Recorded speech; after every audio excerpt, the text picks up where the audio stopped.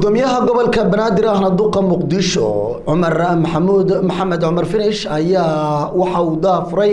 shir looga hadlayo arrimaha barakacayaasha iyo sidii loogu deegaameyn lahaa waxaana shirkan ka soo qayb galay mas'uuliyiin matalayay caasimadaha maamul goboleedyada dalka iyo maamulka gobolka banaadir waxa uu ujeedadiisu ay tahay oo kaliya sidii markaasi deegaameyn loogu sameyn lahaa dadka barakacayaasha ah ee ka barakacay arrimaha amniga abaaraha iyo waliba fatahaadaha ka dhaca markaasi gobolada uu maro wabiyada ama ay maraan wabiyada Shabeelle iyo Juba hadaba waa kan gudoomiyaha gobolka banaadir oo ka hadlayay munaasabadaasi waxaan ognahay inay isugu jiraan xoolo dhaqato iyo beeraley kalluumaysato waa jirtaa laakiin barakacoodu waa yar yahay haddayse dhacdo inay barakacaan waxa ay u barakacaan waxay noqon kartaa amni darro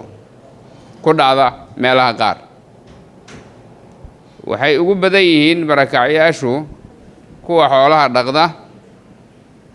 iyo kuwa beeraha taabada mas'uuliyiinta dowlad goboleedyada caasimadahooda ee barakacayaashu ay soo magansadaan iyo magaalada caasimadda ah ee hadda aan joogno waxaa mas'uuliyad gaar ah ay ka saaran tahay madaxdooda dadkooda yimid inay soo dhoweeyaan la raadiyaan hooy la raadiyaan hu la raadiyaan hunguri la raadiyaan biyo nadiif mas'uuliyadana saaran midaas waxaa xusid mudan in sidoo kale ay ka hadleen mas'uuliyiin markaasi ka socotay ama matalaysay caasimadaha maamul goboleedyada dalka oo qayb ka ahaa shirkan isaga ah anaga wax weyn ayay noo tahay haddaan nahay maamulka gobolka banaadir sidaad ogtihiinba magaalada muqdisho waxaa ku badan barakac ilaa ay gaaraya milyan iyo ka badan la rabo dad Soomaaliyeed ah in ereyga barakaca ah qof kasta muwaadin Soomaaliyeed uu dhibaayo aan dhihi karin qof dalkiisa joogo waa barakac laakiin in xal loo helo ee muhiim tahay ee ka mid noqdaan dadka degan magaaladan ka shaqeysta ku nool guryaha ku leh inay la mid noqdaan annagoo taas la jaan qaadayno ayaan maamulkeena waxaan xil iska saarnay haddaan nahay maamulka gobolka sidii xal waara loogu heli lahaa siyaasadii barakaca ee gobolka banaadir ayaa la sameeyay waxaa la sameeyay xafiisyo loogu arriminayo waxaa la sameeyay team horjoogayaal aan lagu xadgudbin barakaca ku nool caasimadda gobolka banaadir aan ugu talagalnay xogtoodina maalin walbana la soo gaarsiiyay xarunta aqalka dawladda hoose ee xamar dadka barakacayaasha maadaama aysan ku naqan meelihii ay marka hore ka yimideen waa muhiim inay helaan si ay u ekaadaan dadka magaalada joogo in magaaladii ama caasimaddii ay kula ag jiraan buush iyo bac kula ag jiraan ma ahayn magaaladana sharafteeda ma ahayn dadkuna maaragtay weli takoor ayay ku jiraan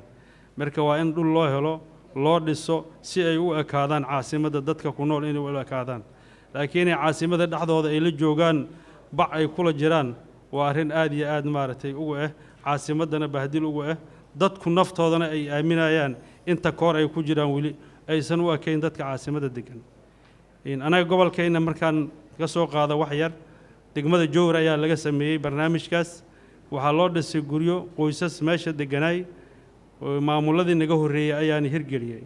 dadkii hadda waxay degan yihiin xaafad kamid ay qodka degan yihiin ayagoo kamida dadkii deegaanka deganay kamida